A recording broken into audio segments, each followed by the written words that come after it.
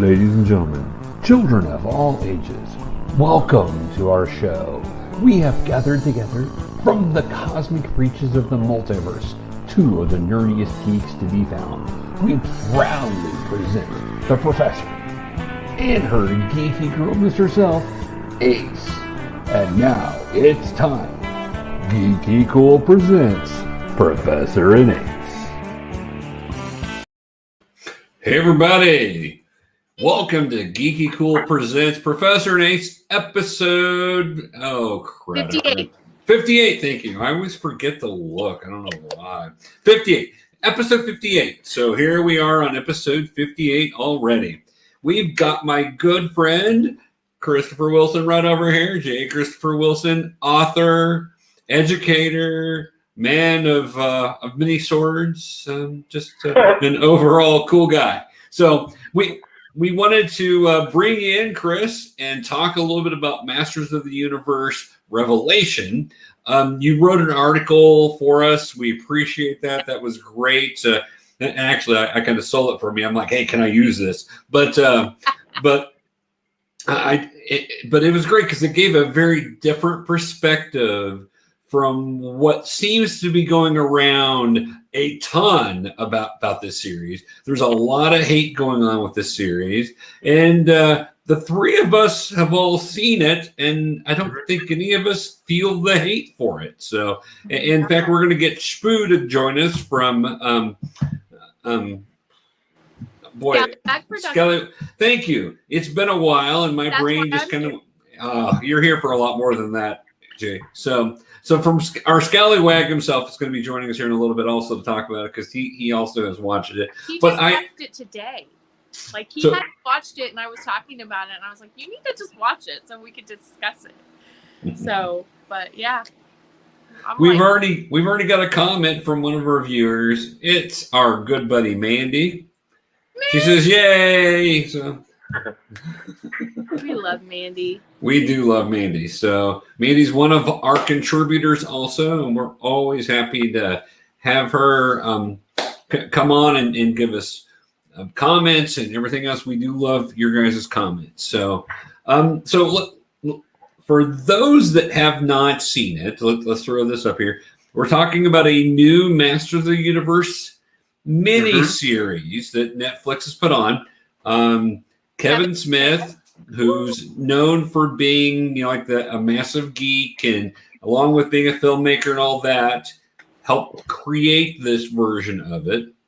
And, people were very excited going into it, and then a lot of people weren't so excited about it. So I want to just interject right here. If Go right ahead. Haven't seen it, there are going to be tons of spoilers on this video, because part of the things that people are hating about are things that will be spoilers for you. So if you haven't seen it, go watch it.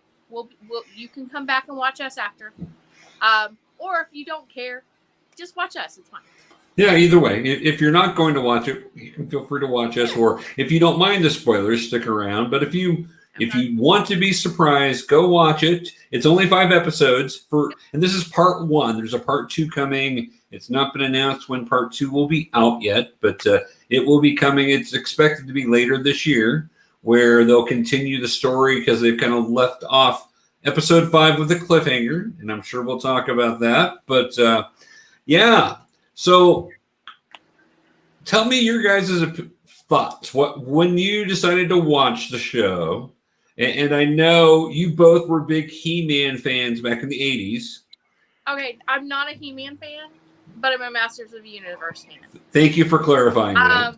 He-Man is from the original, He-Man was my least favorite character. However, I love all the side characters.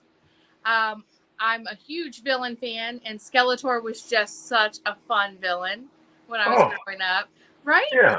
Evil Win, amazing when I was growing up. So I'm clarifying this because I want people to know that might sway my opinion on this miniseries a little bit. I loved He-Man. I loved Prince Adam, but they were not even close to, they were my least favorite characters, other than people we didn't see very often.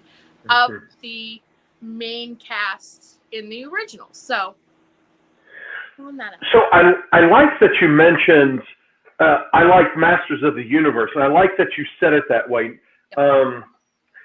Because really, now why do I like that? How do I say that? Well, I like that it's not He-Man and the Masters of the Universe. Right. We're talking about Masters of the Universe, and it kind of opens up, talking about it like that opens up this for different lenses. You can focus on different characters. Right. You said He-Man was not your favorite. He wasn't mine either, but he was super close. I always loved Man-at-Arms.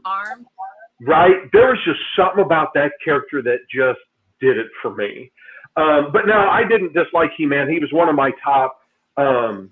But I just think it's neat that you mentioned that. And I think it's important that we call this Masters of the Universe instead of He-Man, because this is not a He-Man story.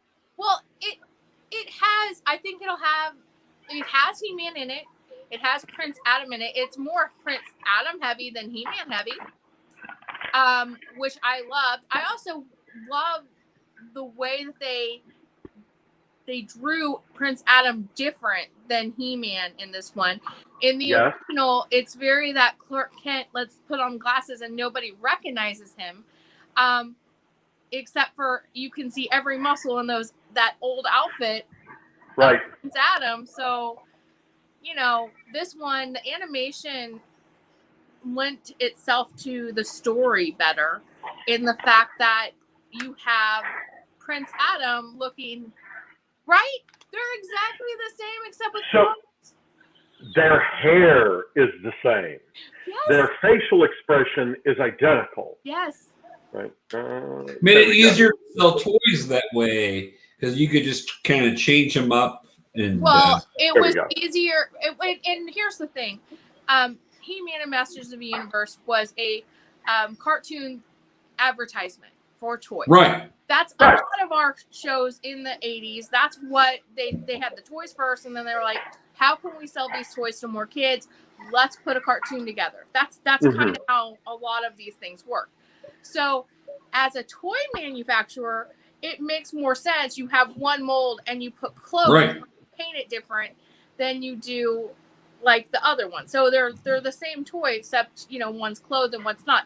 Right. For the story, it was always, so I always thought of Prince Adam as like the Cringer versus Battle Cat, where Cringer is a little smaller and a little bit more timid, and Prince Adam, he was brave, but he was smaller. He was supposed to be smaller and a little bit more timid than He-Man, but there was no change except for clothes in the original, and I really enjoyed the fact that in this one, Prince Adam looks like a younger, smaller version of He-Man. Right. I like that too. Almost like Shazam. Exactly. That's what Shmoo was saying when we were watching it. It was like very much that Shazam kind of. Yeah, we'd actually talked about that on Saturday when I was visiting. So yeah, we've got a few comments here, guys. So our buddy Keith pipes in. Interesting view, but in his opinion, interesting show. They didn't reach out to his friend Paul Denny. Yeah.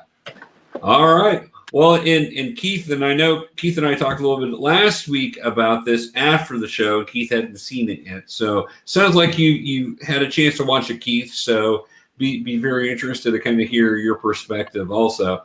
Amanda piped in that they watched it today and loved every minute of it and wish they'd done She-Ra that way. So I mean, I liked the new version of She-Ra, but not as much as the original.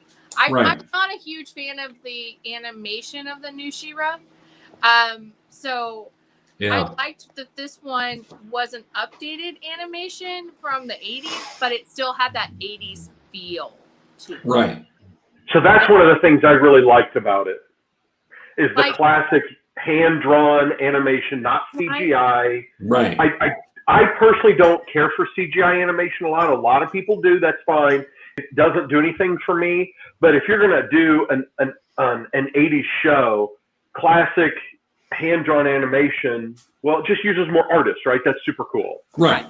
Right. And I kind of wish they did that with some of the Star Wars stuff. It's way too CGI for me and prevents me from getting into it. Young kids probably like it better, but I don't.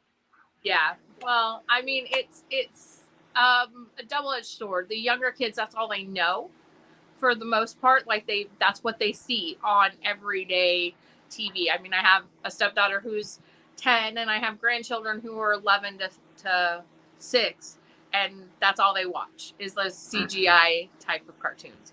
But no, I love that this one was not only the style was very reminiscent of that 80s style, but the color palette was correct. They didn't change a lot of that.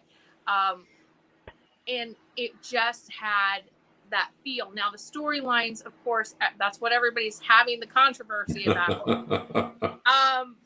But if you like the feel and the look of an 80s cartoon and you liked He-Man and She-Ra back then I would say go watch this, because even if you don't like the storyline visually, it is really, really well done. So yeah, I wasn't as big of a Masters of the Universe fan as you two. Now, I actually do have the first comic book that came out, Masters of the Universe, that guest starred Superman somehow. I don't, it was some sort of crossover there.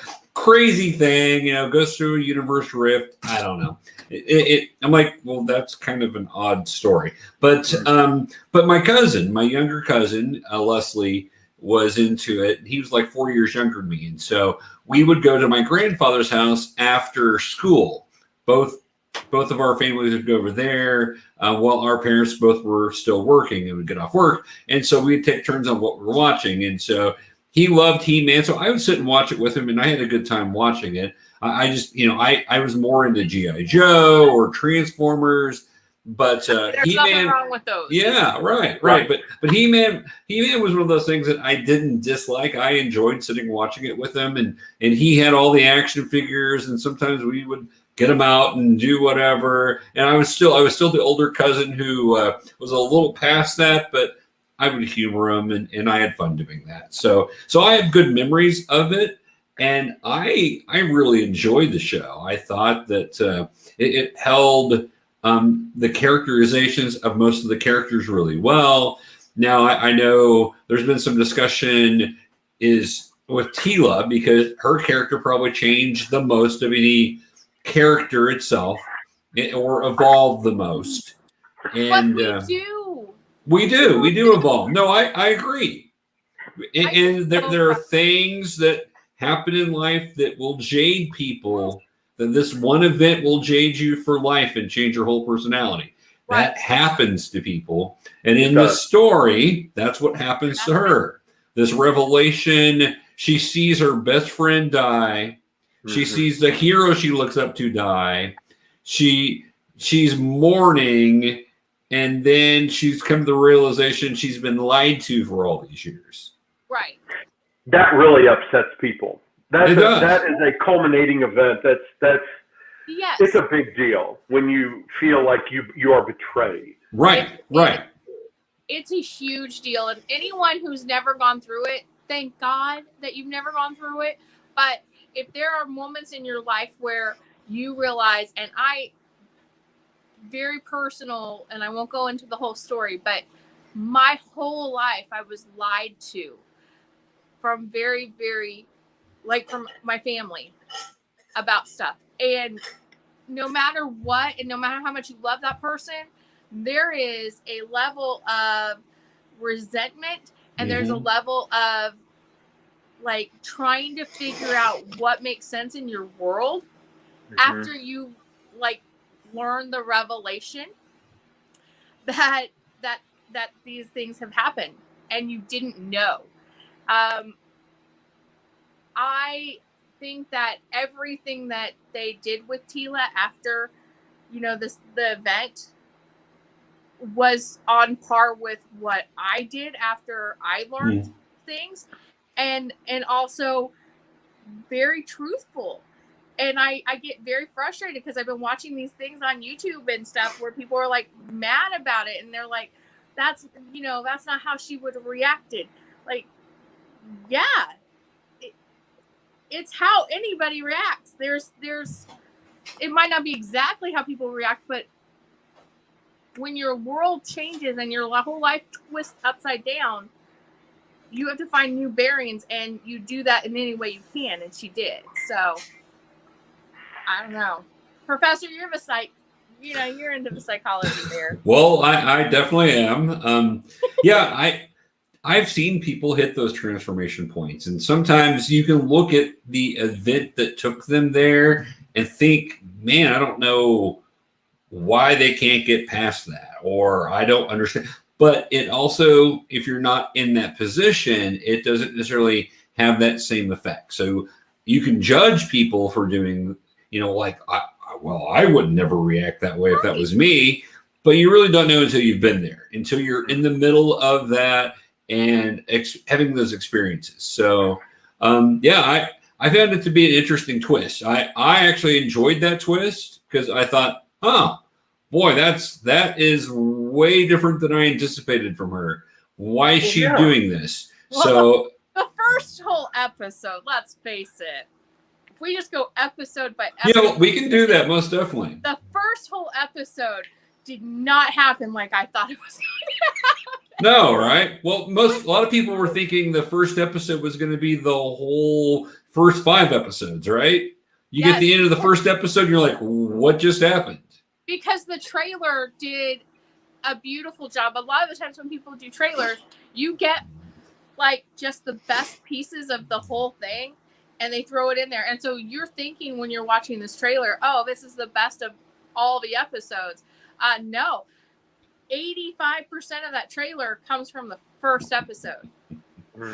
There are a few scenes that are not in the first episode, but most of it is.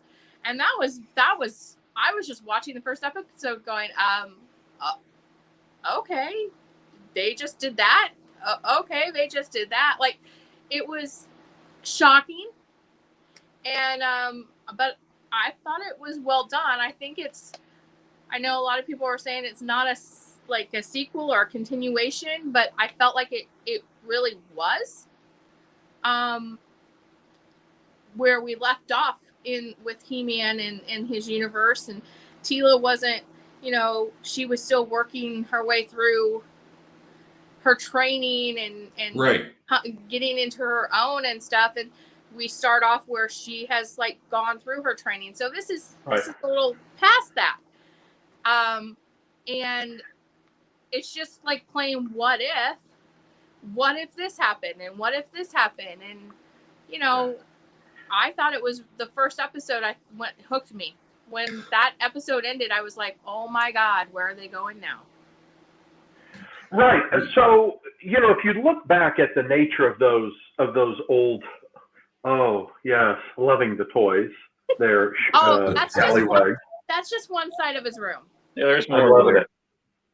So, they're basically children's morality tales, right? Centered around toys. Well, that's a pretty superficial storyline. Right. This is not. This is an updated storyline for grown-ups. I mean, when He-Man came out, I know I was at least 11 or 12 or something like that. And so it was geared for a really young mind. This is geared for the young mind that loved that, but's now 40 years old. Right. And I have a maturity about me that I didn't have then. And so they're giving us an adult story about characters, and they made them real, and they made them flawed. Well, we didn't do that in 80s kids shows, right? That's not what they're for. So I don't understand why people are upset about that. I mean, the G.I. Joe movies, which were just kind of okay, but those stories were the same thing, but they updated those. Right. They even kind of did that with Transformers, although that was horrendous. But this was a really, this was a real story. It's something you can sink your teeth into and say, wow, that character has a lot going on. And I think that's important that we have those stories and see them. It's not so flat, but real life. I don't get why people are mad about that. It doesn't make sense to me. I don't either. it was nice to. I went into it thinking Kevin Smith made this for the fans of the '80s show. Oh, it's a love letter. We're all grown up. This isn't a show made for my grandchildren. Right. Although right. if my grandchildren would enjoy it, they would probably have a few questions about it. But they would enjoy it. It's made for us. It's made for the people who grew up with the Masters of the Universe. Or I think the people who are the most salty about it are the He-Man fans. They're like, you know what I mean? Like the people who are like, it's a He-Man movie. And I'm like, but it's not even called He-Man. It's called Masters of the Universe for a reason. It's like, it's about. Basically, it boils down to the fact that people are mad because the show isn't more of the same thing. And yet, at the same time, if you remember around early 2000s when they came out with the new Masters of the Universe cartoon, which I also really enjoyed, it was more of the same and therefore didn't go over very well. People really didn't care for it because it was more of the same. Right. So you give them a story that's not cookie cutter, something that's like feels like a continuation of the old show, like what happened to these characters after that show went off the air, deals with death and, grief, and, people are complaining about Tila, well, that's not how she would have acted and whatever. It's like, you ever had someone that you love die? You kind of go to a bit of a dark place. Right. It happens. So, I didn't get to, I watched the show today. So I don't know if maybe it's because I kind of already knew what to expect from it, but I loved it. I thought it was great. Yeah. Well, we've got a comment from Amanda. Let me put this up here for us. Yeah, this is not the cheesy 80s cartoon any longer. Yeah. Right. Wash, rinse, and repeat. Yep. That's good. And this is the thing about it, and I like Amanda brought up, like the hero's journey. All of these things that we grew up with that we're nostalgic about, 90% of them are the hero's journey, just told in different perspectives from different people and in different ways. And this is told more through Tila's eyes, and I think that's why people are getting so upset. We watched that video Saturday where the guy was yelling because he's like, it was so woke and it was so wrong, and I don't get. I didn't see anything woke about it. He's like, what was woke about it? It's just grown up. Yeah. Right. So what's woke about it? What they're really saying there is they're saying, I'm upset that you focused on a female. Yeah. I want it focused only on He-Man. Well, that's not woke. They're just taking a character who's interesting and making them more interesting, and they're not focusing. Like I don't see it woke. Well, and we were talking about AJ and I were talking today about like there's one, like it's not even a scene. It's literally one shot where she's talking about and then I lost everything, but then I found something, and she looks at her, the other girl or whatever, and they kind of smile at each other. So everybody's like, oh, well, they're lesbian. It's like, well, she's so grief-stricken and has become such a hard person because she lost the man/men that she loved. So that smile could have literally meant I lost everything and I found a friend, or I found a new family, or I found a companion, or what. It doesn't necessarily mean, or it could mean that they're lesbians, and if so what? It's not something that's pushed down your throat. And I felt like when people were saying it was woke, I was like, is it pushed down your? That's why, it was on my. Yeah, I was expecting so much more. I watched it as soon as I did is because I was like, what is so woke about this? And I felt like it was just tackling more adult issues and not children's issues. Not that children don't have deep issues, but they just don't put them on TV as much. And as for it being woke, the only thing I could think of is it's very female led. not just Tila, Right. but Like Evil Lynn. Right. Lynn Yeah. plays That's a right. huge part. like one of the coolest things I thought about it was you said a minute ago that they're focusing on a different character. They're focusing on, Tila, who's an interesting character. Well, the thing about Tila, if you watch the original series, is she really didn't do a lot. She was there to be the love interest, even though love never came into it. She was just kind of there to be the girl of the series. Girl. Yeah. And so we never really knew much of anything about her. And one of my favorite parts of this whole thing was when they go to hell and he wants to feed on her fear, and it's what is your fear? Admit your fear. And her fear is being someone important. She's like, I just want to be nobody. Which, if you watch the series, she kind of was. She was just there.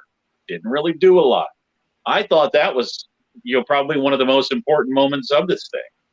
Mm-hmm. And, but yeah, how many times watching, 5 episodes, how many times did I keep looking at you and be like, where's the woke stuff I keep hearing all about? It wasn't there.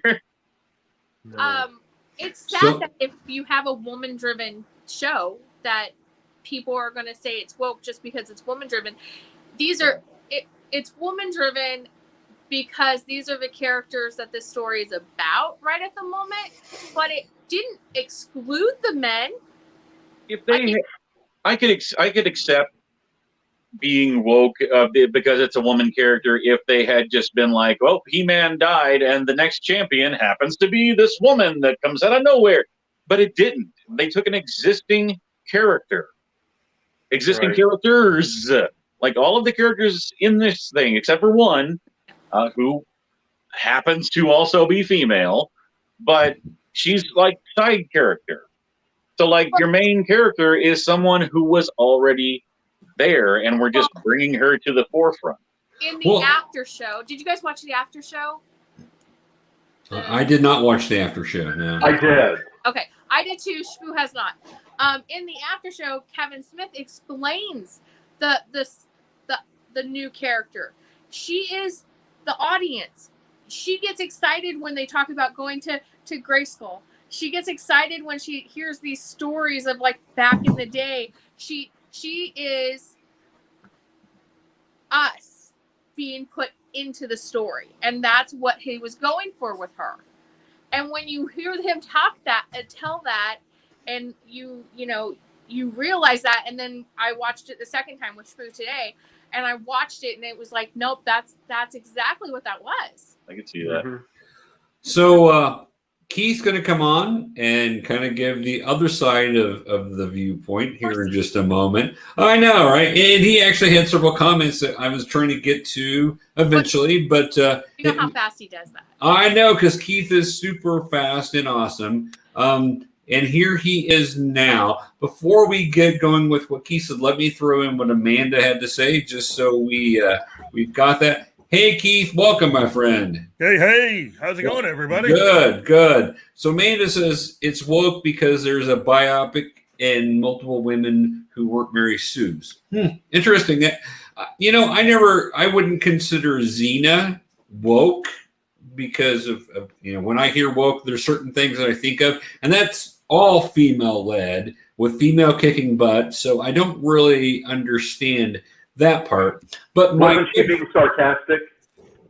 I read that as sarcasm. No, she's being sarcastic. Yes, right, she's being sarcastic. I'm just saying, for the point of view that people that would have that, I don't really understand any of that. But that's me. But Keith, welcome, my friend. You had several comments in here, and I was trying to get to post them, and then you asked to come on. So I wanted to get you on, and I'll let you take over from here, and then we'll all gang upon you and jump you and beat you.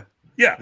The issue that is really prominent with this is the fact that Netflix has an alternative license for this. This was never going to be a sequel to the original series because of all the rights issues with the original animated series and who owned it. Okay? So you get into this confusing mix of having Filmation and having Mattel and now Universal. So like a lot of other recent major properties, in order to do anything new, you have to make something that is slightly and legally different. Thus, all the other versions of the Masters of the Universe cartoons that they've had up to this point, including this Netflix series, which is different. It has to be legally different, okay? The biggest issue that I have found is the fact that Kevin Smith misrepresented what he was doing on his show while he was making it.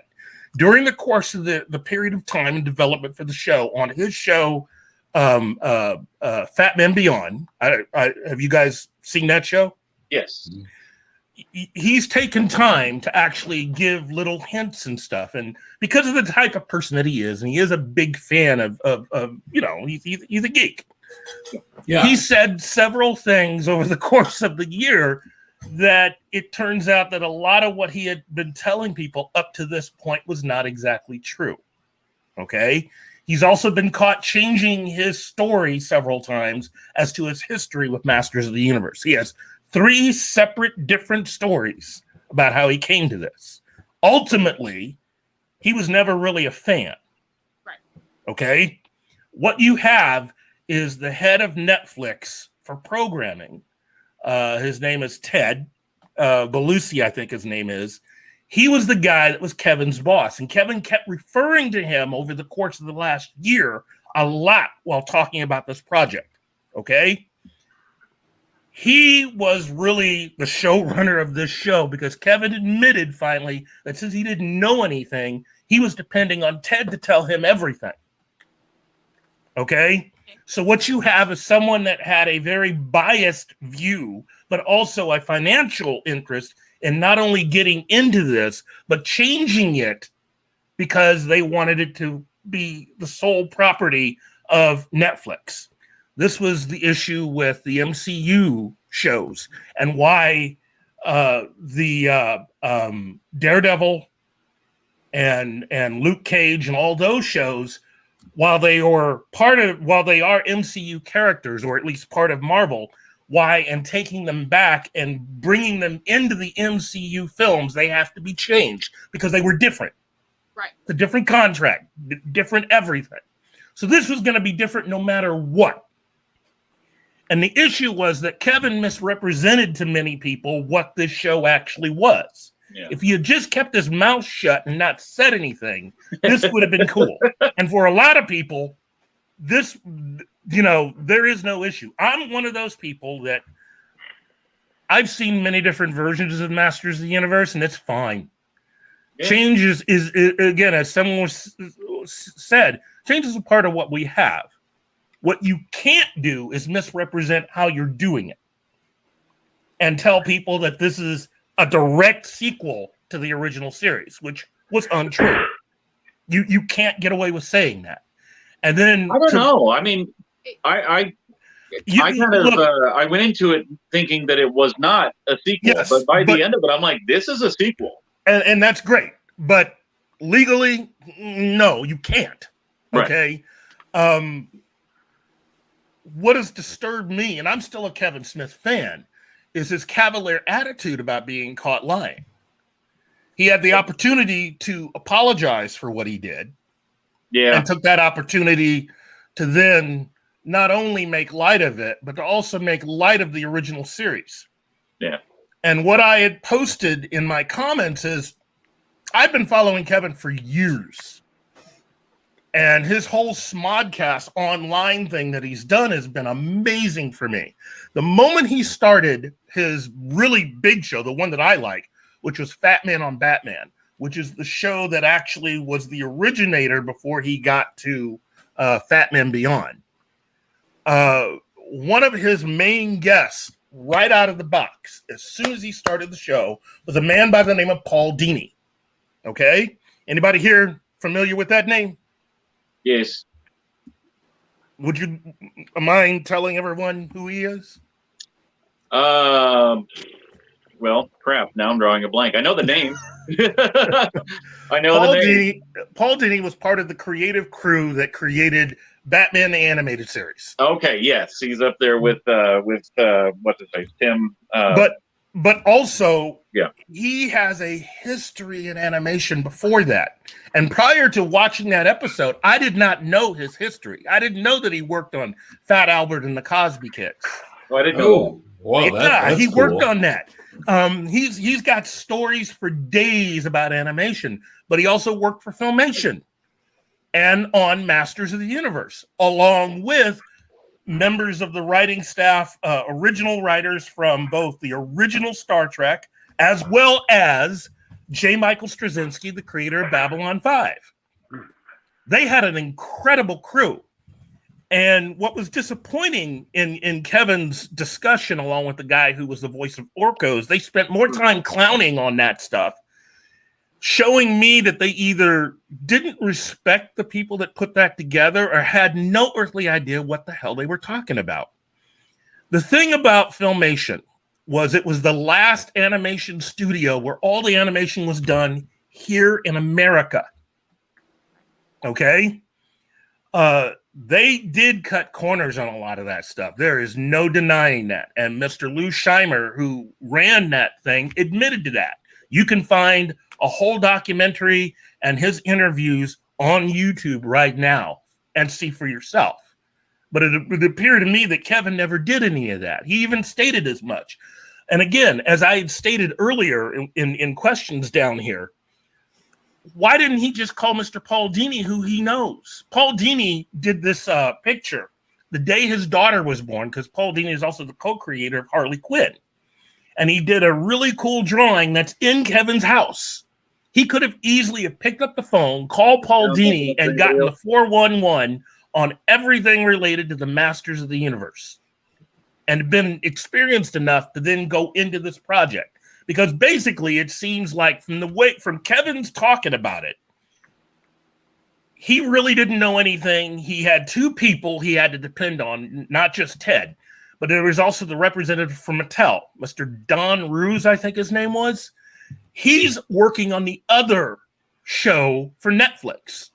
Okay? There is a kids He-Man and the Masters of the Universe show that they're working on right now. Okay, and the animation's slightly different. Okay, yeah, it's gonna be more like the She-Ra. A little closer, but no. The She-Ra thing, that whole thing with She-Ra, that's also its own separate license. Okay, that's from DreamWorks Animation.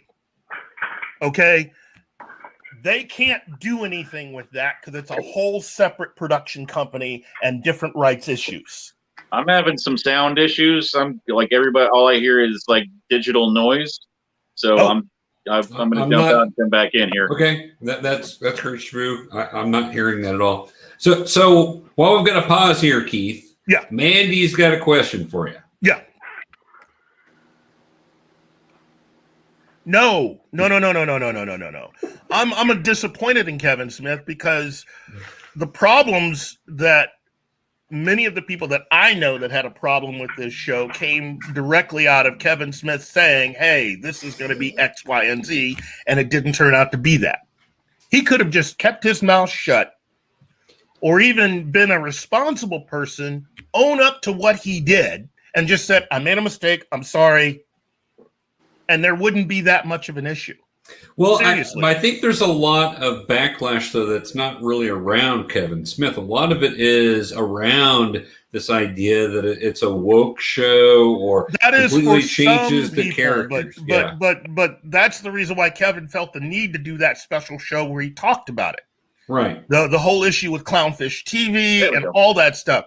This is one of the biggest contracts that Kevin has had working for Netflix. There's a lot of money going into this.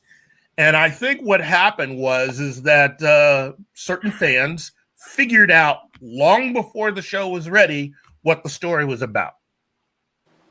And he got caught up. And instead of keeping your mouth shut, which I'm no lawyer, but I would have informed him, just shut up and not say anything. he felt the need to talk. Well, And that's what did it. I laughed the first time you said that, because anybody that knows anything about Kevin Smith knows the man is incapable of keeping his mouth shut. Which makes it interesting as to the reason why he got hired to be the showrunner, because technically the guy from Netflix is the one running this. And this is a dude that has no writing experience at all. His experience in Hollywood has mainly been as an actor. So, I don't trust that guy. I think Kevin was hired to basically be a kind of figurehead for what they really wanted to do with this. And again, I, as well as others who feel like this, see nothing wrong with the show. The show is good. The show is solid. It's different like all the other stuff. But the problem seems to come from Kevin Smith doing too much of this when he should have done this. Well, your problem is more of the politics of it all and the background inner workings, as opposed to separate from the show itself. No, I expected more from a creative of his type. He's been in Hollywood long enough that he can no longer get away with saying, I'm the new guy. You've worked with a lot of different studios. It would have been easy to just say nothing. You are a creative. You may not work on a lot of big stuff, but you are a creative and you have a responsibility, first and foremost, not to misrepresent what you do. If you can't deliver on the kind of things that you've been promising people, you're a little bit of a schmuck. I expected and still expect a lot more out of Kevin Smith. So now, what promises did he make that he did not deliver on? Because we haven't seen the second half of it. No. Again, you're mixing that up with, like, do I have a problem with the actual individual episodes? And I don't. I have no problem with that. I have a problem misrepresenting what you are creating. Again, it is important to understand that this in no way is connected to the original series, because it legally cannot be. Well, most things can't when they have it's. But it is important, and of the people that I know that are upset, their thing was, well, Kevin said it was part of that. That's not exactly true. Kevin lied. Okay, you got to get past that point. Kevin lied. Okay, but it's like if I write a continuation of my favorite book, which is Pride and Prejudice, and several people have written that. Mm-hmm. I take the characters where I want them to go. Yes. That's what happened.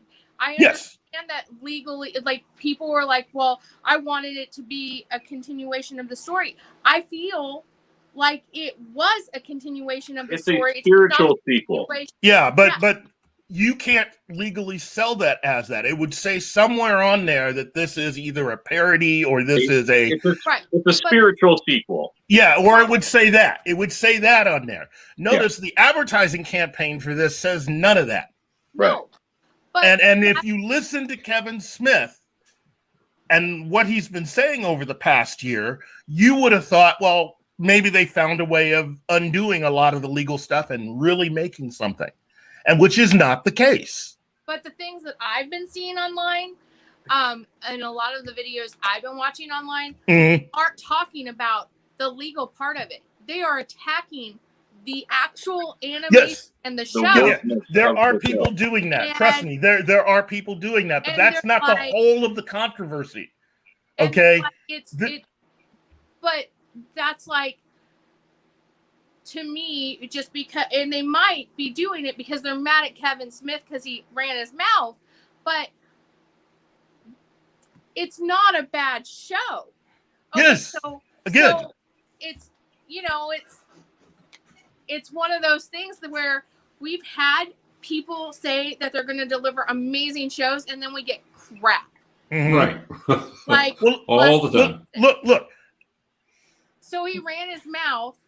It's Hollywood. People do that. Yes, he should apologize or say, I said stuff that wasn't actually true. That's fine. But it's Hollywood. How many times have we had this conversation, Keith, that you can't believe anybody in Hollywood? Well, that's the thing, though. That is not how Kevin Smith has put his brand across. I'm one of you. You can trust what I do. That whole 9 yards, everything that he's built up.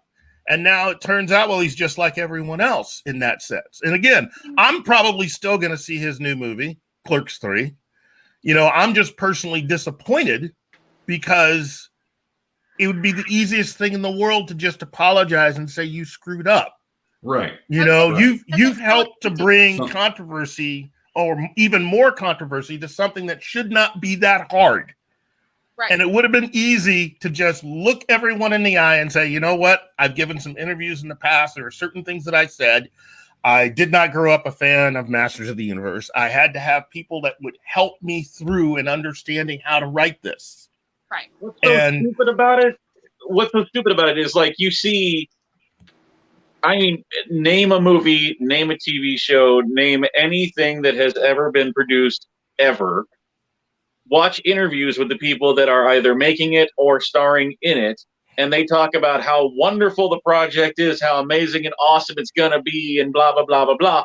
Fast forward a few years once the movies come out, and then they can talk all the crap about it that they want to. Mm-hmm. So people lying about a project, or especially if it's like some kind of, you know, something that's going to kind of shake things up and be controversial, they will all the time come out and bold-faced lie and say that it's one thing, knowing full well that it isn't, because they don't want to give away the surprise.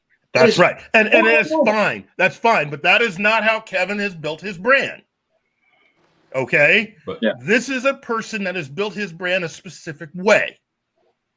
And what has gotten multiple people mad at him is like, well, now we finally see that you're no different than even many of the people that you've clowned on your own show. Yeah. You know, you want to have it both ways, and you can't, you know, if you build your brand a certain way, like this show.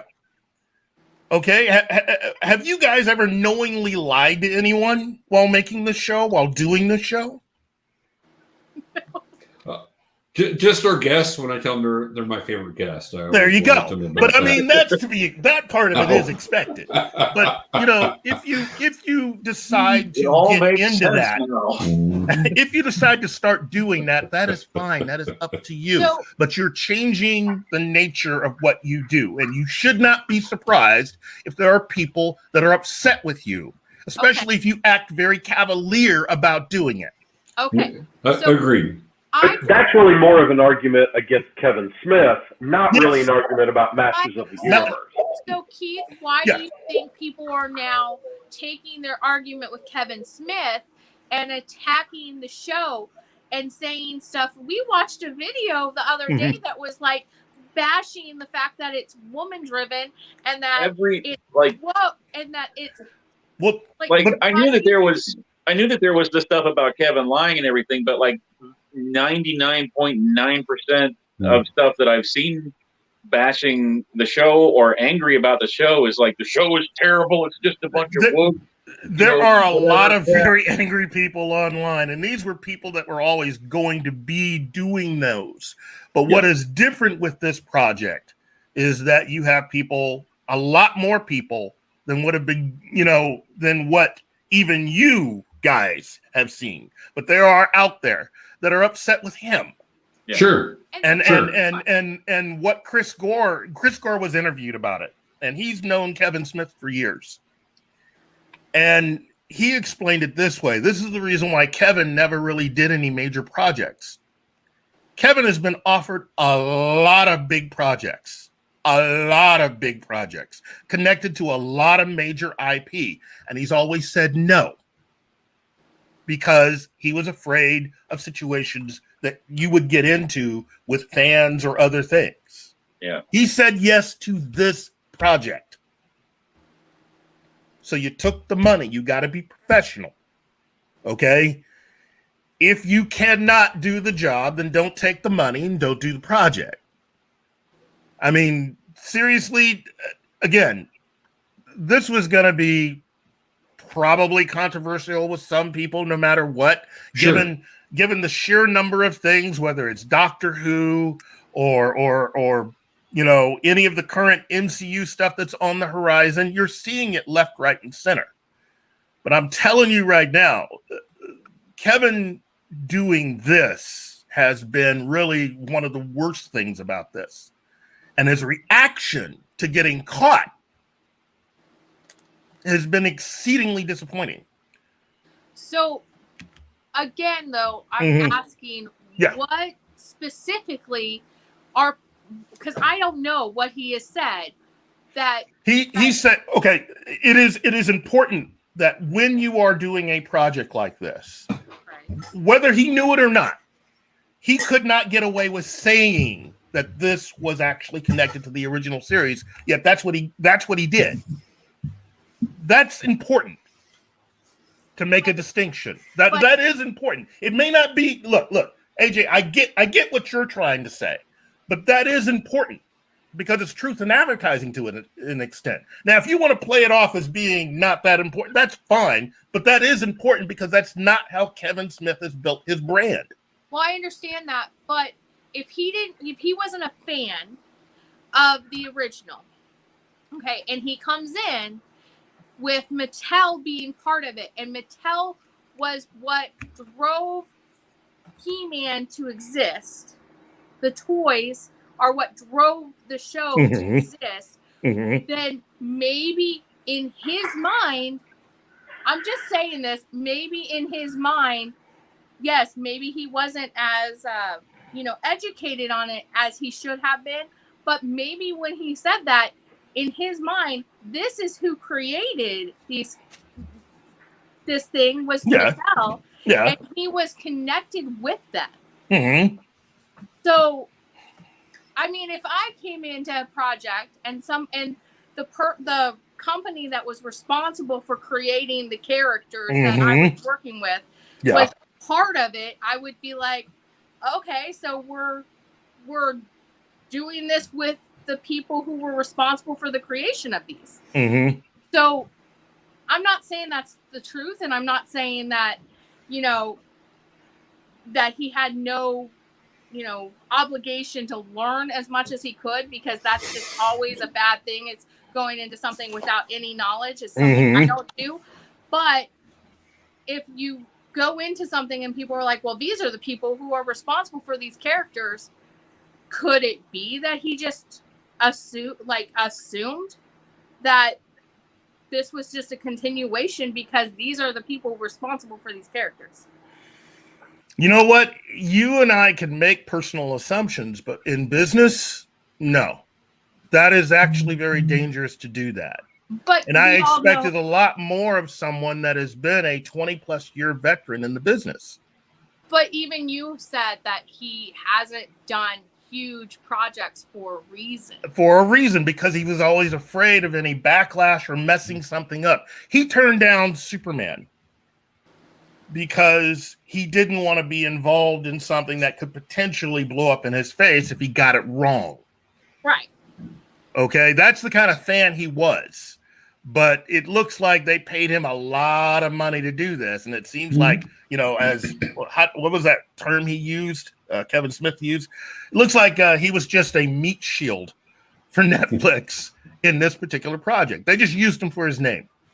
Well, that's very possible. So what I'd like to do now is the transition back away from Kevin Smith and talk about the show a little bit. Yeah. Keith, did you get a chance to watch it? It sounds like you were able to watch some of it. It is a cool show, and it is a cool interpretation along with all the other various interpretations. Right. Again, I just think that a little more respect needs to be given to the people that actually created the show, because Lou Scheimer, he did a multitude of voices. I mean, he was the voice of Orko. His daughter was the voice of Tila. And they worked very hard in creating a cool series that entertained children, but was very respectful also of families. That's the kind of guy he was. If you look at all the interviews with industry insiders who worked with the guy, he worked very hard to accomplish all the stuff that he did. Sure. And for Kevin Smith to kind of play that off and joke about it like it was nothing is insulting. Not only to him, but everyone that worked on the show.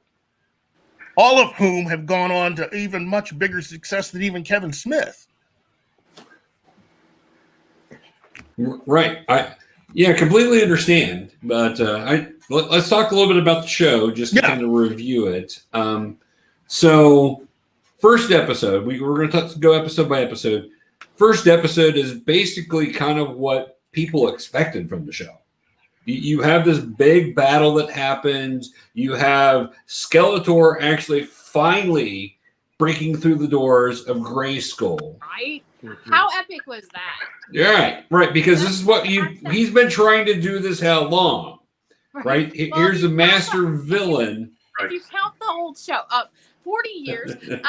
But it was such I love the villain. So it was such a, oh my gosh, Skeletor's in moment for me. You know, like and not only that, but he tricked the sorceress. Right. Like, how epic was that she was fooled? That was like, yes, please. Like, do more of that. I love that they had Nightmare, the horse. Like, right. Of course, one of my favorite characters is Eva Lynn, and she's right there next to him. But, you know, and such an iconic moment for Skeletor, for the character of Skeletor, that he actually, like, not only succeeds to get in there, but he like knows that it's not what he thought it was at the beginning, and he knows there's more power and he's gonna get it. Like, good for him. Well, and I like how they kind of made fun of him. How many times have you done this? And right. Like, they poke fun at him about being a complete failure, which I think's a riot, because it's true. Right. Like, he falls, you know, in the sequence, he falls. That was hilarious. And then the fact that they go down, and of course you have the big battle with He-Man, with the real He-Man, not the imposter He-Man. And you have the big battle with He-Man and Skeletor, like, in the source of where the magic is, and everyone is there, and it was just like everything you see in the trailer. That is that. You get that. And then when Mossman, when Skeletor like killed Mossman, I was just like, did that just happen? Right. Wait, what did I just watch? Right. Somebody's died. What happened here? Which, you know, kids' cartoons, they hurt each other, but they don't die. Right. This is a grown-up story. Right. And I like how they brought him back later. Spoiler. Right. Right. That's really my favorite thing about the show was all the little Easter eggs. Like, they like in heaven when I know I'm jumping ahead here, but like when they had the Conan the Barbarian looking dude was actually the original design of He-Man when they were getting ready to make the show. You had the Wonder Bread He-Man in there. You had all the little Easter eggs thrown throughout. I love that. Well, and they kind of created that space where there are other champions. Yeah. Right. That was cool. That was a cool concept. Very cool. We get to meet Grayskull. Mm-hmm. We get to meet Grayskull in the last. But then when, like, you see Skeletor, like, He-Man does something very not hero-like in the 80s and actually stabs Skeletor. And not just, like, stabs him a little bit, but go all the way through him to where he can unlock, like, the orb. I was like, oh my God, did He-Man just kill They're Skeletor? going there. Right, they're going there. What? And then He-Man now has to control all this power. And wait, he can't do this. Like, yes, he's the most powerful man in the universe. But even Teela's like, you can't do this. And he couldn't. Like, he died. First episode, Skeletor dead. Well, first episode, Mossman dead. Skeletor dead. Prince Adam, He-Man dead. Where are you gonna go from here? Right. Not to mention, like, you got all these guys. So Mossman dead, Skeletor dead, He-Man / Prince Adam dead. Man-at-Arms banished from the kingdom. If you ever return here, you will be executed. I mean, good Lord, what's happening? Right. I thought it was banished. Cringer, banished. So comment here from Mandy about Mark Hamill as Skeletor calling her Lenny. That was awesome. So much. Yeah. Mark Hamill, great Skeletor, by the way. Oh, amazing. See, I kept thinking that it sounded a little too much like Joker. That was one thing that bothered me. It sounded like a raspy Joker. Same like ups and downs and the inflections and stuff. It actually kind of took me out of it a little bit. Oh, really? Like if I had to find like my biggest negative of the show was actually, I never thought I would say this, but was Mark Hamill. He just sounded too. He was doing his Joker voice with a rasp, and that bothered me. I can see that. I think the only thing I disagree with, you're right. I think that's exactly right. I just don't think I care. Right. But I can go with it. I could go with it. I'm just saying, if I had to choose a negative, that was it. But I can see where someone would say that was a turnoff for me. I think that's a fair critique. No, I think it is too. Yeah. So what did everyone else think of the first episode? Just first episode only. By the end of it, what was your reaction? I was like, oh, wow. So we're doing this big battle here. How's this going to evolve to something later? So I'm trying to think, where are they going from here with it at? I'm enjoying it. I'm like, okay, this is a lot of fun. We're having a great time. Then they took that orb and he smashed it. I'm like, oh, that's a bad idea. Yeah. But of course, it's Skeletor. Bad ideas is what he does best. So that actually kind of fit. I was like, all right, well, there you go. I'm the kind of person that spoilers don't bother me. I always say you can tell me word for word any movie, any show, and I will still watch it to enjoy it for what it is. But I try to kind of put my mindset into like, what would my reaction have been had I not known how this episode was going to play out?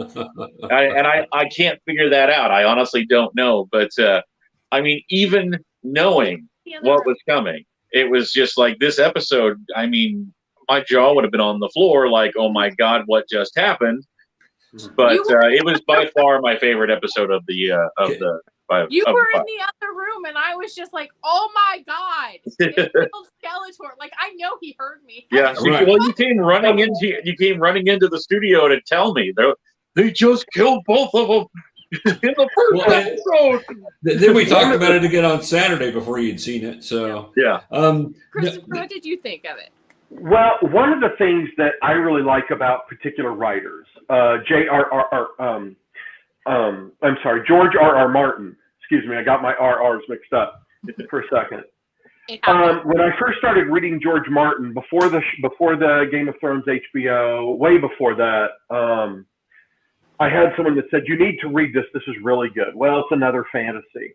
And it's another fantasy, which I love. That's not a problem for me. And then they killed off the main character. And I was like, oh, my God, I love this.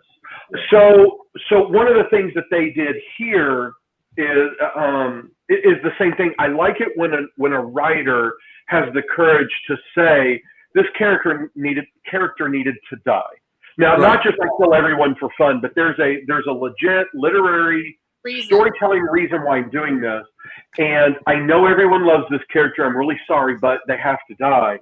I really respect that, and it resonates with me because there's an authenticity about that really that works for me. When I'm reading something and realize at any moment this author is strong enough to kill a character I love, so when they're in a dangerous situation, I'm like, will they really die? Right. Well, in most of these heroic journeys, that doesn't happen. You know the hero really isn't going to die. Right. Well, they did here.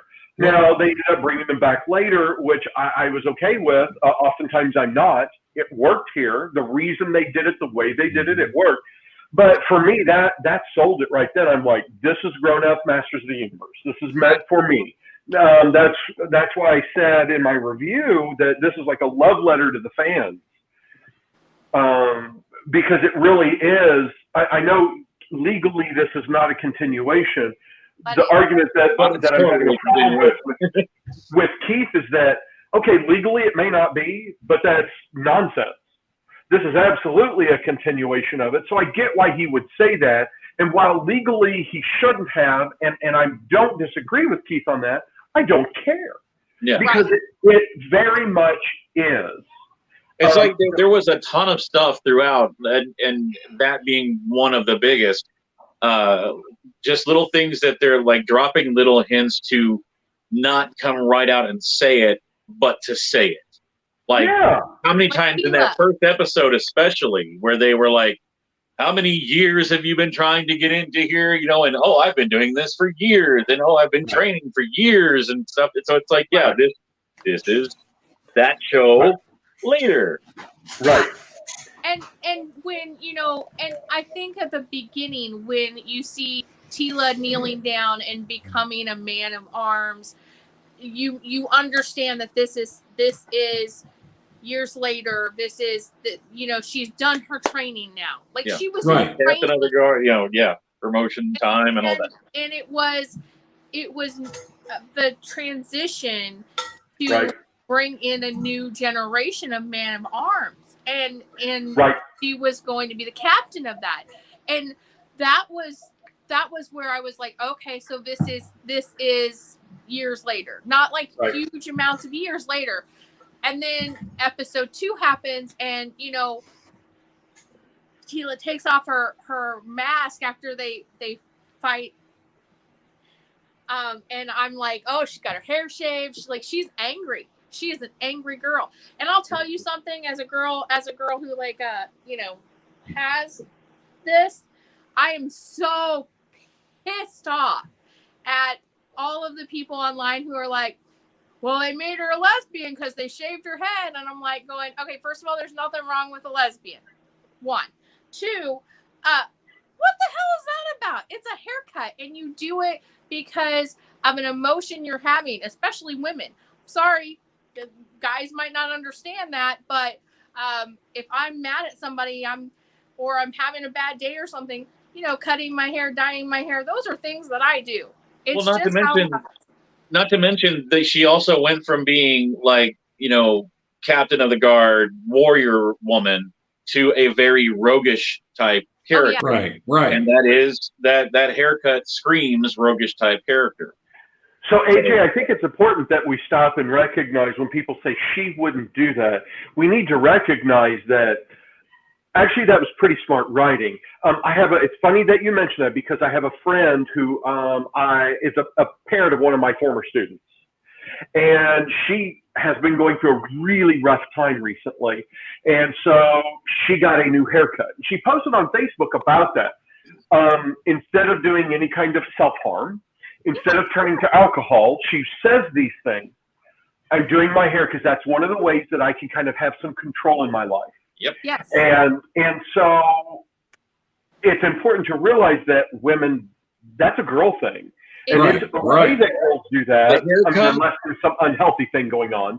Yeah. The haircut, the personality change, the way she pushed off everybody. I mean, all of those things are typical signs of grief. Right. She rejected her own, you are now the captain of the guard. Oh, the hell I am. Yeah. Right? I mean, you all. They are Duncan, and there she is, and she's like, screw all of you. And at that moment, when she drops the sword, part of you thinks, oh, she's going to go with Man of Arms, her, you know, adopted father. But she's like, no, all of you guys are assholes. None of you guys told me the secret. You didn't trust me enough for the secret. Why the hell should I give any more of my life to you? And that was such an authentic moment. And it was not about a woman either. That was just a human, authentic moment. Like, you just find out. That was literally every single person that I know and care about and have risked my life with on a daily basis has been lying to me for years and don't trust me. Including Kevin Smith. I see what you did there. Well, thanks.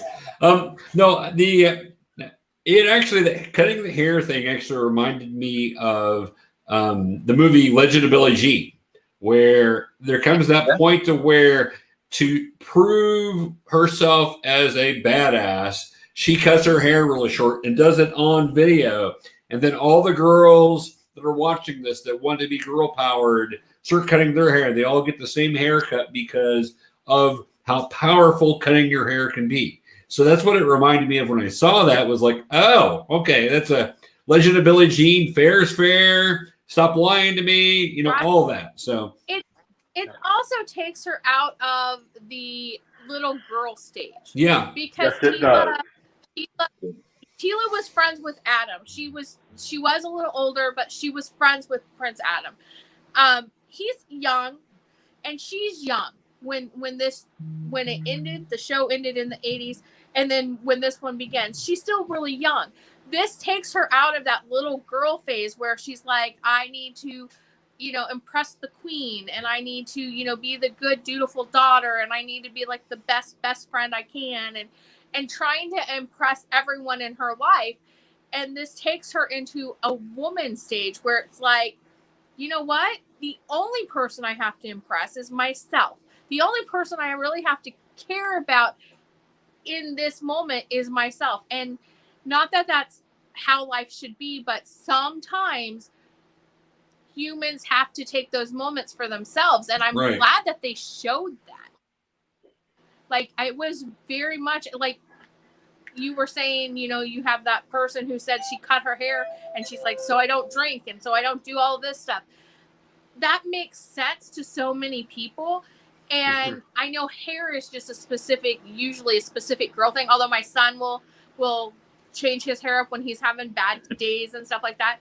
But it's very much I do a the thing same because thing. it's something that you do. I know. You've had a bad life for the last 30 years. Like, you gotta shave your head. So, not that long. It hasn't been that long. We'll talk more about that later. So Mandy's got this comment, and this comment was based on the statement about Skeletor sounding a little too much like Joker. Yes, that too. When it first came on, I'm like, I know that voice. Why do I know that voice? I looked up, and as soon as the picture came up, I'm like, yeah, there it is. Yep. Why does she sound funny. like Buffy? I don't know. So, also loved, like, episode 2, they go and they're like, they're Indiana Jonesing it. Right, they are. These two, they're but not for good reasons, for profit. That's the way to be. And I love the fact that Triclops and Trapjaw are now in a cult. Yeah, right? That's hilarious. It's all about technology. That's the great thing about Masters of the Universe is it's a fantasy, but it blends technology. So you get that like Star Wars-y feel with lasers and all of that, but you still get swords. I mean, lasers and swords, people. It's science fantasy. Right? Yeah. So good. It is really nice. But then when you have Evil Lynn, and of course, I knew it was Evil Lynn as soon as she showed up, just because who else is going to have them go to, to Snake Mountain for a cup? Well, plus it was Lena Headley's voice. Right. But Snake Mountain for a cup, that reminds me of a dear friend. It's Evil Lynn. But then when you get to Grayskull and Cringer jumps in front and protects Evil Lynn. What was that? Like, I was like, what? Right. Another nice adult detail that the writers added into this, right, to give it some complexity there. Right. Because the thing is Evil Lynn, there's nods to the fact that she has this history with Skeletor, but she wasn't always Evil Lynn. She was Lynn. She even says it jokingly, tongue to cheek, where she's like, I added the evil later on in the show. But you get to see that she realizes that she's losing power, and so is everyone else, and she doesn't want magic to disappear. Yeah. Now, I'm not convinced. Oh, I'm sorry. Keep going. Sorry. Oh, it's okay. But it's just that moment where you see that she's working with the sorceress. How, like, in my childhood, I would never have ever put those two together on the same team. Right. But they're working on the same team. Let me real quick so people know. Keith had to go away for just a little while. Hopefully he'll be back here soon. He had some family thing that happened, so that's why you see him there. He's not mad at us. He's not. It's not that he's not talking on purpose. It's that he had to go away. Just to clarify for people, if you were curious, if Keith was actually mad, Keith's not mad. It's Keith just had to step away for a moment. So, if Keith was mad at us, he would tell us. Oh yeah, and it would probably take about an hour, as he tells us. Right. Keith knows that I josh him all the time because our shows are always longer when he's on, which is all right. Chris, you were going to have a point. Go ahead, sir. I'm not convinced that Evil Lynn is all back into the Skeletor jam. Right at the end. She could be. I really see her more as an opportunist. Oh, yes. But I do think some of the relationships she was building were probably meaningful to her.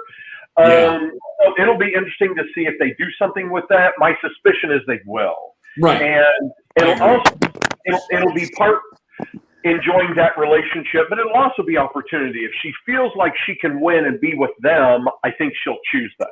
Right. Oh, absolutely. But if she thinks that she'll only win with Skeletor, I think that's how she'll go. I just don't think that's the way they'll play it. She doesn't. See, I kind of took it as more of like a everything's kind of returning back to normal. He just got the sword. If I don't go with him, I'm a dead woman. Right. Yeah. I'll be on the losing side. Yeah. Because I mean, you even see her kind of hang her head and just kind of, this isn't what I want to do. This is what I have to do. Well, and that's in the last episode, guys. We're still around a little bit, but that's all right. I do see Evil Lynn as more of a baroness from G.I. Joe, by the way, where you have a tendency to do some bad things, but you're not completely evil. You're just you're an opportunist with that. You're more of a neutral, chaotic. Right. Okay. Yeah. Chaotic neutral. And the thing about that is, and I think they did it really well since we're skipping around, I think they did her arc in this really well because they paired her with Orko, who is a magic wielder like she is, but complete opposite of her. He has he just wants to do something right. He has no dreams of being all powerful, which she has. And then also when her and Teela are on the boat and they're talking and Teela's like, well, you're still hung up on Skeletor, and she's like, well, you're still hung up on He-Man kind of moment. And it was, you see this anybody who's been in a bad abusive relationship and where they didn't feel like they were heard, you see that on Lynn's face. She takes her helmet off, her hair's down, and you just see this human type of person. And that's not something you would have seen, they didn't give them that depth in the 80s. And they gave that depth. It was just a really good moment. And it's also, she can't let go. She wants to let go. She almost leaves his ram skull on the thing when they go to hell. Or, not hell, but, death. But the underworld, whatever you want to call it, that she leaves that, she almost leaves it, but then she goes back to it because there's something drawing her to it. And so many people who are in toxic relationships can feel that you want to leave them, but there's some kind of comfort to it. There's some kind of, it's been the one constant that she's known. Yes. And when her and Orko are trapped in the fear, and it's his fear, it's not her fear, but she helps him through that. That's when I feel like she really had a change, seeing that she is very similar to him, even though they have such different paths. And that, all he really wanted was to just be good at something. Right. And when she tries to help him, it's not that she didn't actually try to help him, when they're going into, the gates of heaven. That like she is trying to help him. She is just too weak. She cannot. And when by the way, guys, spoiler, Orko dies. Yeah. Which killed me, and I cried. Yeah. So being the oldest one on here, other than maybe Keith, Orko was my least favorite character of the old series. Right. To me, he was a Jar Jar Binks of everything. So right, he's just children's comic relief for those 6 and 7-year-old brothers and sisters that are watching. This is what keeps them going because he's goofy and they laugh and But see, I always loved Orko because I think he plays the part that he can because he is trapped there. He can't go home. He's this lone. I mean, he's literally this lone creature who there's nobody else like him, and he is trying to make friends the only way he can, and he can do a little magic, but it's not good, and people laugh at it, and then he used that to gain a family. Mm-hmm. Is how I always saw Orko, and so that's why he gets so upset when Teela leaves. That's why he takes it almost harder than anyone when Prince Adam dies, is because he has fought to gain a family with them because he doesn't have his family anymore. And Orko he's the court jester, but he wants to be brave and he wants to be accepted. And I always related to him so much because I wasn't the hero. I've always told people, like, if they were going to write a book about my life, I'm the side character in my own life story. It's just how I am. Well, it's like I always identified with the fact that he tries so hard and just always falls short. Like, God, that is the story of my life. Right. The difference between the old one and the new one is that they made him more complex too. He didn't. They did a lot more complex. Right. Ridiculous, flat comic relief. They did something with him, and it helps those things you're mentioning, AJ, kind of come through a little better. And again, that was the thing with the 80s show. Lou Scheimer was the voice of Orko. And they wanted to create a character that was easy for younger kids to really get into the show, to also help teach them the lessons. It was designed like that on purpose. And while older kids, like me, were not really fans of that character because, I was too old for Masters of the Universe, first and foremost. This is 1983. I was already in high school and, But, I mean, I knew of the show. And I... Say what? I was in first grade. You were in first grade? See? I was 10. Second. So, the thing about the original series and the differences between all the different animated series leading up to this one is that each one makes a difference with a lot of these characters. Prince Adam, He-Man, Teela, Masters of Arms, they've all changed in all the different incarnations of the show. They've kept some of the things pretty basic, but for the most part, this particular show was always meant to be exactly what it was, which is it's meant to be a much different, a slightly more adult, a little more in-depth show because it was aimed to be like that. Right. Whereas the other show that they're working on is specifically for kids. Right. Okay. Whereas totally different. But the original show had to be mainly for kids, but really for families. And it was meant to teach lessons on purpose. It wasn't like, hey, we're just writing something, and it wasn't by happenstance. It was by design, and it's really G.I. Joe and Transformers did the same thing. That's right. It's actually difficult to actually do that kind of thing. Yeah. It is kind of a lost art. And by the time He-Man was done, I think that was really the final piece of original animation done here in America.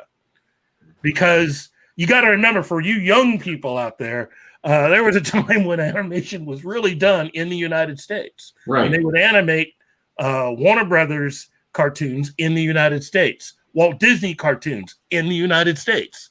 You know, we don't do that anymore. We farm everything out now. And Lou Scheimer and his people were the last vestiges of holding that line and keeping animation here in America.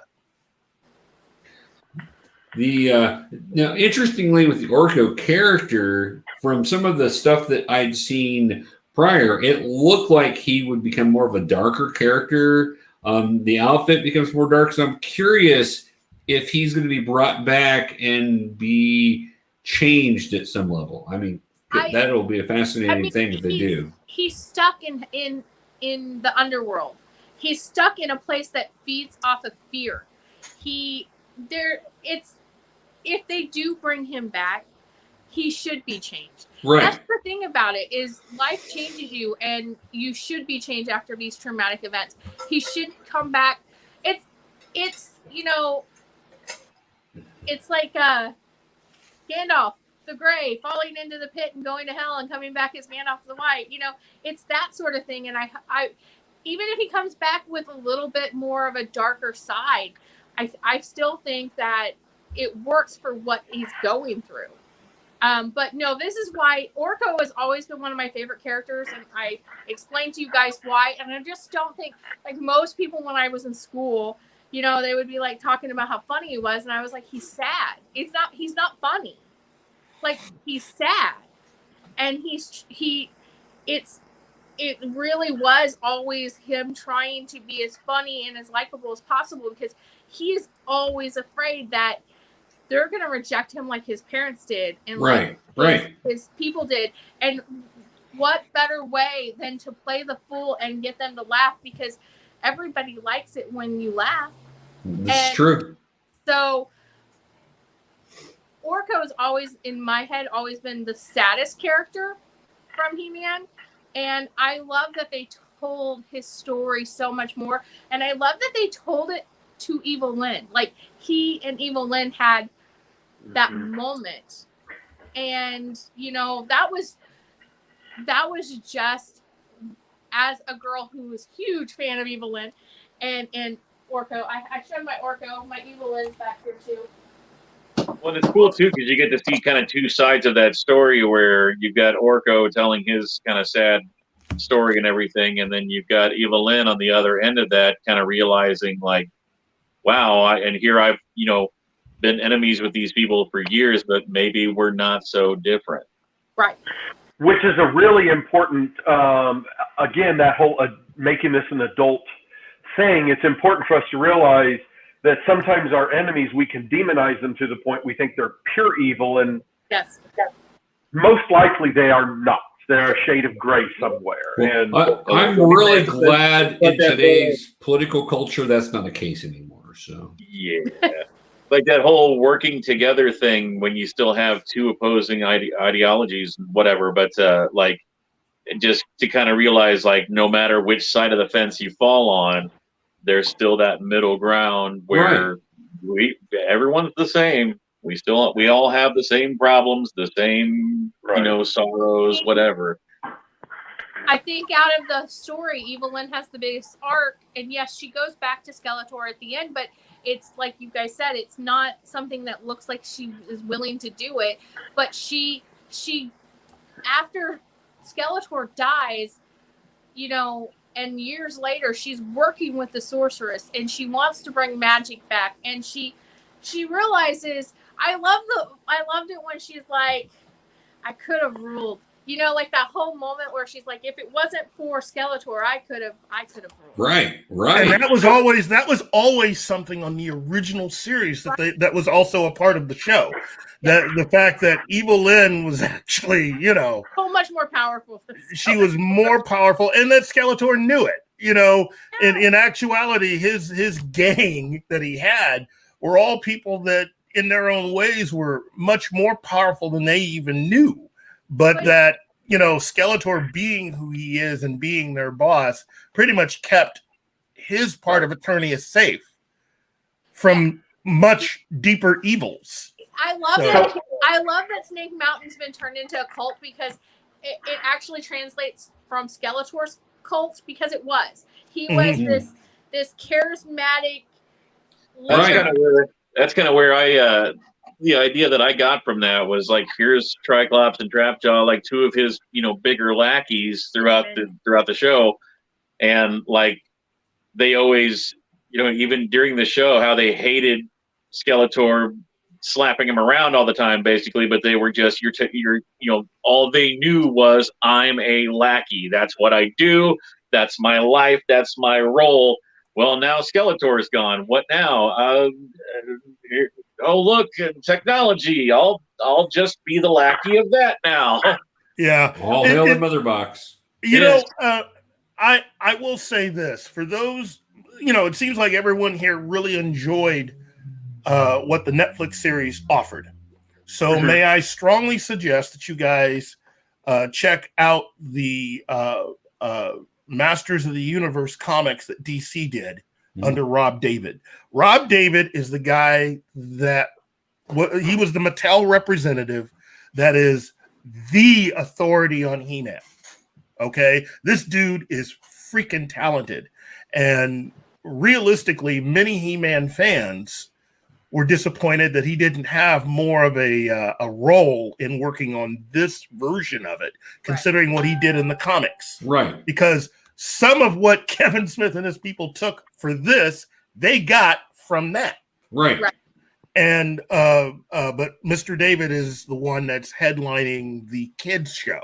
Right. So he couldn't really work on it, and he left it to Ted. And Ted's I've got words. Is Ted our new dirty word? We have dirty words for people. Ted, like that. Ted is the kind of person who I really get a lot of bad vibes, and in talking to people that I know in the business, he doesn't come off as a nice guy from what I've heard. He's someone who so he's really successful in Hollywood. He's That was a joke. He and his hairpiece need to go do other things for a while, and just leave Kevin Smith and the writers alone, basically. So getting back to the story, and you talked about the ending, and I was like, it's not the ending, right? Not. Right. It's not. And I'm really so in my gut, I kind of wonder if through this next arc, if they're not going to have Evil Lynn step up and if she'll end up being our next evil character. I don't know. She might be redeemed too, and leave him altogether. I'm just kind of curious how they're going to what they're going to do with her. Kevin actually believed, according to him, he actually thought that they were going to drop the entire series at once. That is the only thing that really, in the midst of all of this, that he had to say. He had tweeted out, he honestly believed that Netflix was going to drop the entire series as a whole. Right. So even he was surprised that they only went with the first 5 episodes. Do we know when the rest of it's supposed to drop? I keep hearing different things, what I've been hearing is next year. See, I heard it would be later this year, but it was going to be like November or something. Like Christmas time. Why? Yeah. They have them done. So let me ask you guys this real quick. If the series would have been done like what Disney does when they drop their episodes, because they drop them one at a time. Right. After episode 1, would you have been like, what? I have to wait a week for this? Tell me what happened, because you've left me out here with Skeletor dead, He-Man dead, Mossman dead. What's going on? After episode 1, I would have been like that. Maybe not so much episode 2. Episode 3, I would have been like that. Episode 4, I would have been like that. Yeah. Episode 5, I would have been like what I am, where I'm like, why do I have to wait? Right. Because Skeletor is Skelegod now? What the? And I won't say the word. I caught myself. He's Skeletor. So I don't do that. Like with Loki, I'm not watching it. I've been waiting to get a segment out, or a season, or a part, or whatever it's going to be. Season's out. The whole season's out now. and then I'll watch it. So if they had done this like that, I would have just waited, like they did with Loki. I just wait. I don't like the. One of the things about streaming that I really, really love is being able to watch it on my own timeline. Right. And that's great. I personally believe it depends on the show. I believe that certain shows have been hurt by being released all at once. Oh yeah. The success of The Mandalorian proved that people are willing to wait if your stories are good. I believe that a show like, say, Lost in Space was hurt by that. The Expanse is hurt by that, by dropping everything at once. And to a certain extent, I also believe that, oh man, what was the name of that show again on Netflix? Season 3's coming. That doesn't explain much. Although if it's season 3, Netflix is going to cancel it next time. Well, that's the thing. That I don't think they have very much going beyond season 3 for the show, because I think they've reached the end of adapting all the comics, and that would be no, that's Amazon. That's Amazon. Umbrella Academy. The Umbrella Academy. Yeah. Oh yeah. So the Umbrella Academy has its 3rd season coming, and I think this will be it for the Umbrella Academy, and that's a fantastic show that I think if they were doing it one episode at a time would go further. Right. It'd be talked about more, because you need it to grow. You need more people to come into the show and watch it. Now, personally, I get the whole dropping everything at once. I mean, when Netflix started doing that, that's fantastic. But that's the reason why Disney Plus grew, because they kept getting people to sign up because they had to watch the next episode.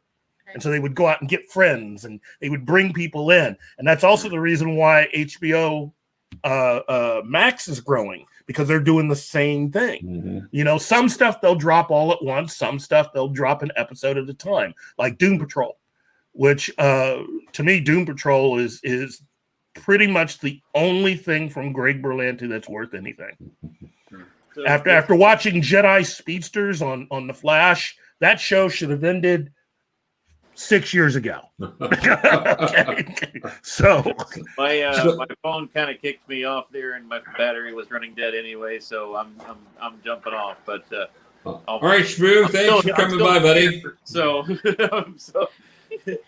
still here. He's just not going to be like, hi. Right on.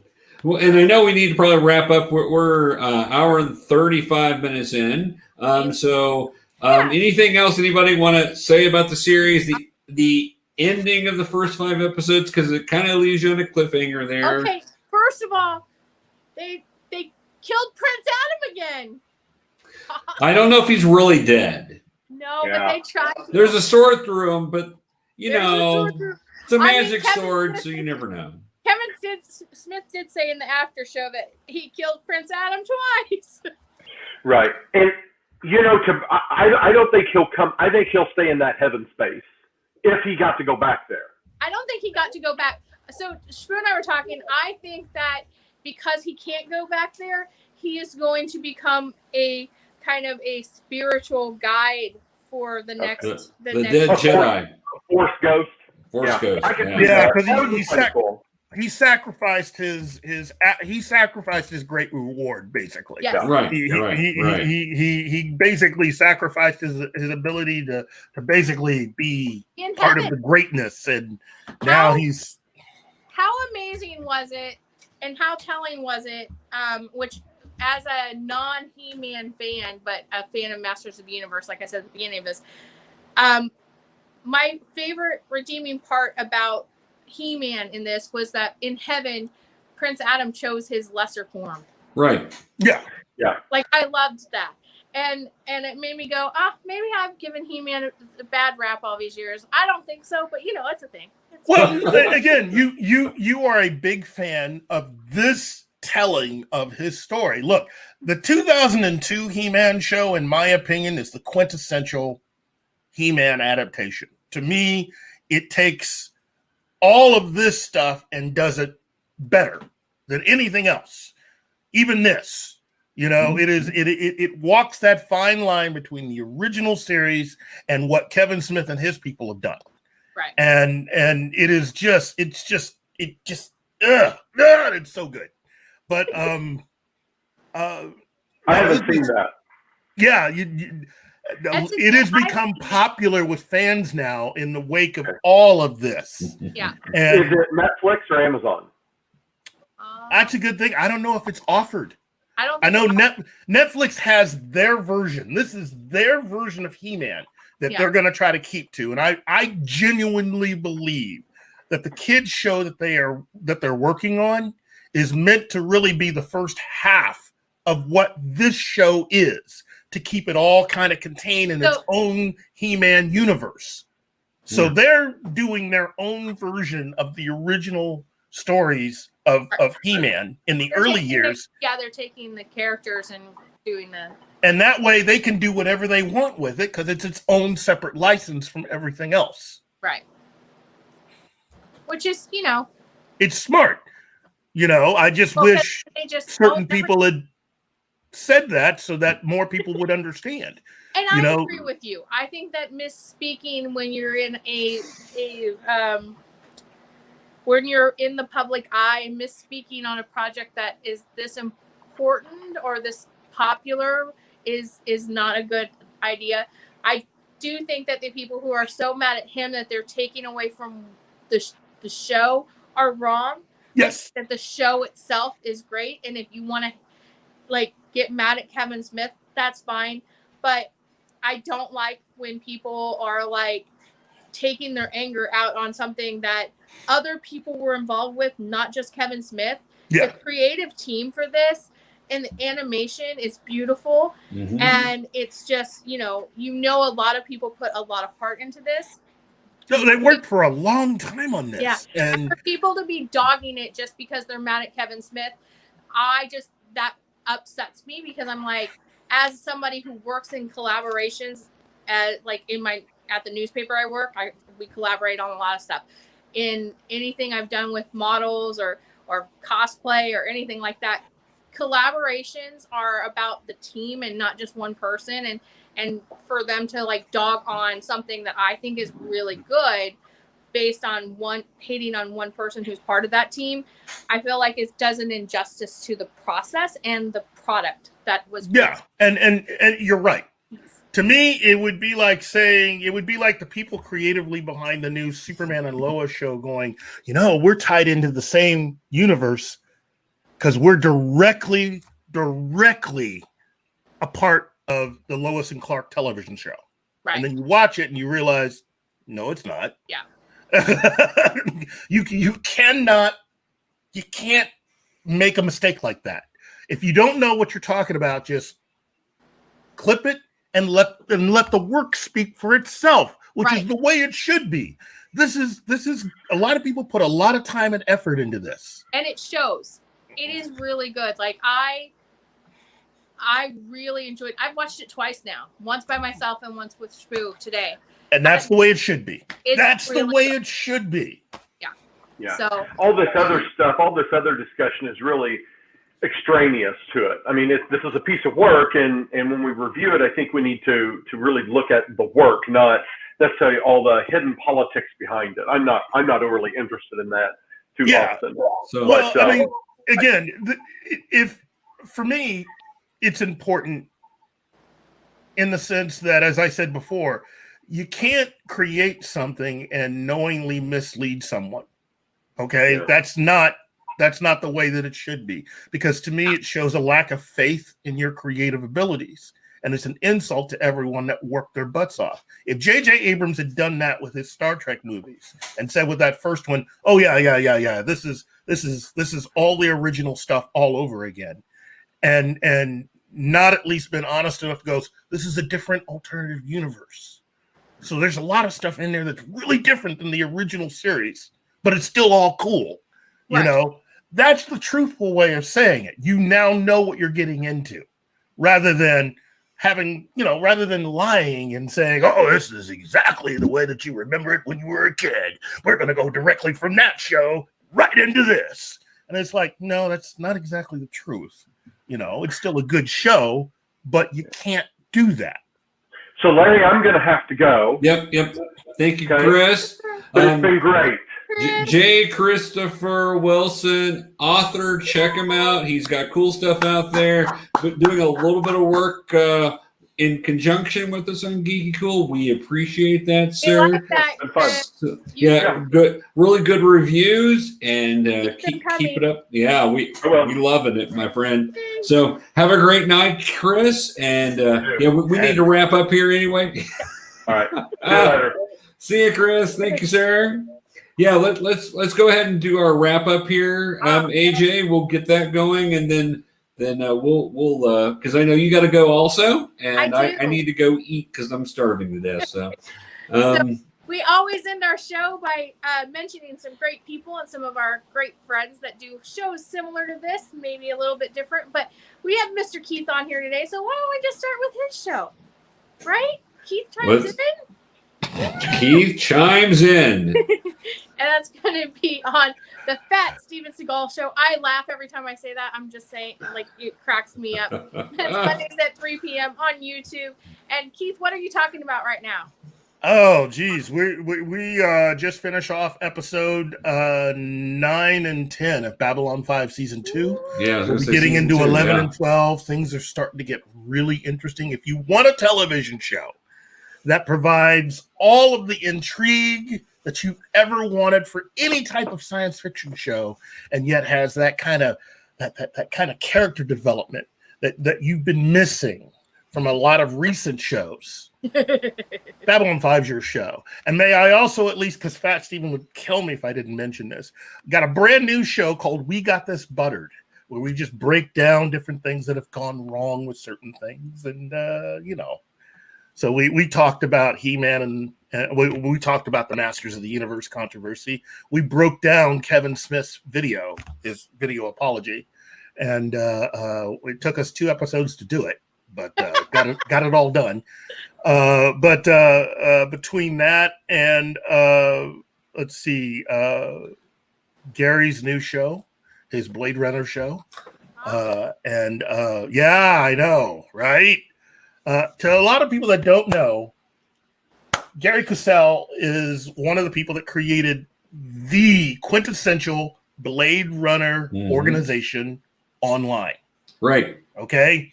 Well, now he's doing his own show. So you come to us on YouTube. Now, Pop Culture Minefield. Is this on the Pop Culture Minefield? Okay. And we have a little banner for that. There you go. And Keith and Gary have a show that they do together, but now, they're both branching out for independent solo type things. Well, Gary's that talented. He is, but so are you, my friend. So. I have my moment, So be sure to go over there and hit subscribe so you don't miss any things. Also hit subscribe on the Fat Steven Seagal Show YouTube channel so you don't miss Keith's solo show. Because, we like that. Hit subscribe, comment, like, share, all of those good, wonderful words. Do that with everyone we're mentioning tonight because they deserve the love. They're amazing. That lets other people see them. Yes. Works that stupid Algorithm. YouTube algorithm. Yeah. Algorithms are. We have the Ozpod Gals. Now, Ozpod Gals are amazing. They're live. They pre-record, but they show it on Thursday nights at 6 p.m. on Facebook, and that is the only place you can find them right now. But I think they're starting to branch out. I think they're getting more comfortable. They can also be found on the GeekyKOOL.com site because we're partnering with them. So you can find them other places like GeekyKOOL.com. They will be getting their own YouTube channel, and if they don't, I told them that we could post it on ours. So we would be glad to have them part of our YouTube channel. So if you girls want to go that route, we're happy to have you with us. So they're wonderful, fun. They are. And such nerdy girls. So if you like nerdy girls, geeky girls like me, go check them out because they are 2 of the cutest, funniest geeky girls I've ever met. And we were asked to be on their show in a future show coming up soon, hopefully. So look for us on their show coming up. We'll make sure that we hit that on our show as we know the dates. Right. And then we have the Nerd Informants, Tim and Josh, and they are on YouTube and Facebook. They are amazing. They do lots of reviews for new movies, and sometimes you'll get to see reaction videos, especially if Tim gets to watch a scary movie and he screams like a girl. It's my favorite thing. I love Tim. I work with Tim every day. But go check them out on YouTube and Facebook. They also have a YouTube page that you can share all of your amazing geeky stuff, ask questions, share memes, all that stuff. And that is what? Facebook. I said used to. See, he's sitting over there correcting me. That is on Facebook. It's the Nerd Informants Beyond. And speaking of the person who's correcting me, we have Shpoo over at Scallywag Productions on YouTube, Instagram, Facebook, Twitter. You're anywhere else? He's everywhere. He is everywhere. But go check him out. He is going to have some. When are your videos dropping? Well, I wanted to drop them this week, but probably Monday. He's going to have some new little video compilation things going on. Professor got to sneak peek at one of them. It's hilarious. And so that's going to be next week on his YouTube channel. Be sure to go hit like, subscribe, all of that. And then there's us. We're just on our own website. That's all. We're on YouTube, Facebook, Twitter, but we also have our own website where we have huge, wonderful contributing team, and it's growing. Like every time I turn around, we have a new person contributing. It is, right. And you guys can check out all the neat, nerdy geekiness. What do you say, Shpoo, for GeekyKOOL? it's your one-stop shop for all things nerd. There we go. We need that recorded. We do need that recorded. Along with Keith's little spiel from last week that I need to cut out and record also for us. So we sound bites. I know we need some sound bites. Okay, guys. So be sure to go and check us out and like us and share it and comment. If you would like to see something, like if you have a show that you think we should watch or want us to discuss whatever, be sure to let us know. We don't know what you want to hear until, most of the time Professor and I are like the day before trying to figure out what we're going to talk about. What are we going to do tonight, brain? He's the brain, I'm not. No, you definitely are. You're the brain and the look. So both of you are the brain. So we have a pinky. Do you want to be the pinky? No answer for. So yeah, make sure you guys check us out. Remember, this show we film it live in front of a home audience. Yeah. While you're at home watching it, we're filming it live. So. Yep. Unless you watch it tomorrow on YouTube. But it was still filmed live, and you could have watched it, and there are people that make comments. So also, we have a new contributor who's doing some really cute videos for us on our YouTube channel. We do. And that's Ray, and I don't even know how to say the last name. But she's doing some animated videos for us, and she's going to be talking about all kinds of geeky, nerdy wonderfulness. So go check her out. And she's looking to do some coming soon stuff, along with doing some videos, putting out some articles, and I think she's planning on coming on the show sometime, of course, in animated form, because that's who she is, and she's awesome. So. Well, and hopefully she teaches us how to do the animated forms, because that would be really cool. I know, right? We can Scooby-Doo it. I did Scooby-Doo today at the office. I said something, I can't remember what it was, and I was walking out of the office, and I was like, and they were like, you just Scooby-Dooed this moment, and I was like, yes!